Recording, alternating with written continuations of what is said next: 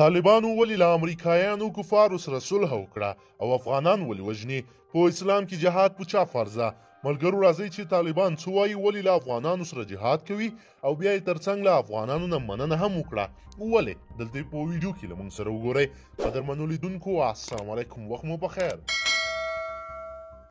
د طالبانو د مورچل په نامه مجله چې وروستۍ ګڼې تازه له چاپ راوتلې، په خپله سرمقاله کې د امریکا او طالبانو ترمنځ لاسلیک شوی تړون ته اشاره کړې او ویلي دي نن چې کومه بریا او خپلواکي لاسته راغلې او ورځ تر بلې لا ورنږدې کیږو، نسبت یې هم یوازې ځان ته طالبانو ته نه کوه، بلکې هغه قربانیو، ایثار او کړاوونو ته په پام کې چې ولس راسره وګاللې، دا نسبت نن هغوی ته کیږي او د 21مې پیړۍ له استعمارګرو، ناټو او امریکا څخه د هیواد استقلال او خپلواکۍ نن افغان مجاهد ولس اخیستې ده.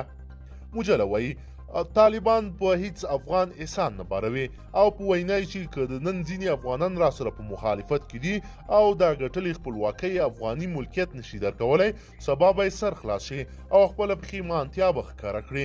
مورچل زیاتوي طالبانو د دین او هیواد د اولیا او مصالحو لپاره په وسیع فکر بعدي ګټې او راتلونکي ښېګڼې په نظر کې ونیولې او د هغوی د یقیني کولو لپاره یې ډېر څه ومنل. د سرمقالې لیکوال وایي دغه ولس په افغانستان کې له اسلامي نظام پرته بل هیڅ اساسي راضي نه دي، د همدې هدف لپاره یې دومره سترې قرباني او په وینا یې چې سبا به موږ نه یو خو زموږ راتلونکي نسلونه به د یو خپلواک او آزاد افغانستان په آزاد اسلامي فضا کې د پرمختګ په لوري ګامونه اخلي او افغانان به د یو هوسا ژوند څښتنان وي. څوک چې کلمه ووایي او بیا 5 وخته لمونځ وکړي هغه شخص هېڅکله جهاد نه کیږي. افغانان اوس په دې بهتره پوهیږي او وپوهېدل چې دا جنګ د افغانانو نه ده او نه دا جنګ د اسلام ده، دا جنگ د پیسو ده او دغه وینه چې تویېږي دغه صرف او صرف د پیسو لپاره روانه ده او دا به کوم منطق کې ده چې کفارو سره ته صلح وکړه او بیا راشه ما مسلمان چې زه کلمه ووایم ووژنه.